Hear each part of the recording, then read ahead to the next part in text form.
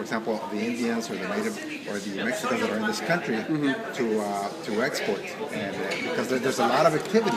Yeah. It is not the big companies; it's the small businesses. You're absolutely right. That are doing. Like, for example, this example of India.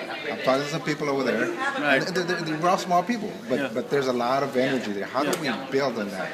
I think that's right. I think that we need to. There's conferences like the District Export Council that helps spread the message of exporting, and where people like you can share best business practices with about how to export. There is our local commerce offices that are working with small and medium-sized businesses. But I think you're absolutely right that that's the challenge. The ethnic chambers of commerce, yes, for example, in California, yes, they can have a big impact. They can, but they need support from governments. Yes, in order to do that. Good. Okay. I agree with you completely. Those and the ethnic chambers need to work with the local commerce offices. Yeah, right. Okay. Well, listen. Thank you. Thank you very much.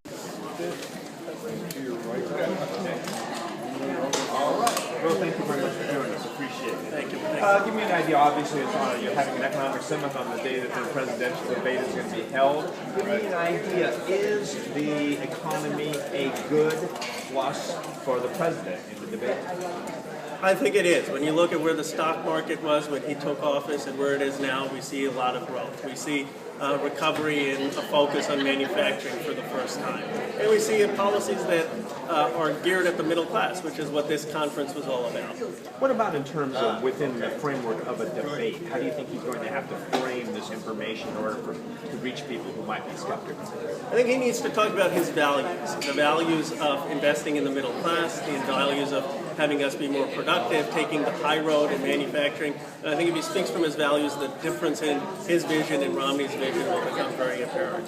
How about in terms of Silicon Valley? Is this a representative part of the economy, or what? How should people look at the economy here in terms of the overall picture? Well, it's a part of the economy that has a lot of potential because we're still innovating here, we're still making things and building things. And I think the purpose of this conference was to say we need to be inclusive in Silicon Valley. We need to have people have the fair wage, a minimum wage, have the right skills, and be all in it together to be productive for the future.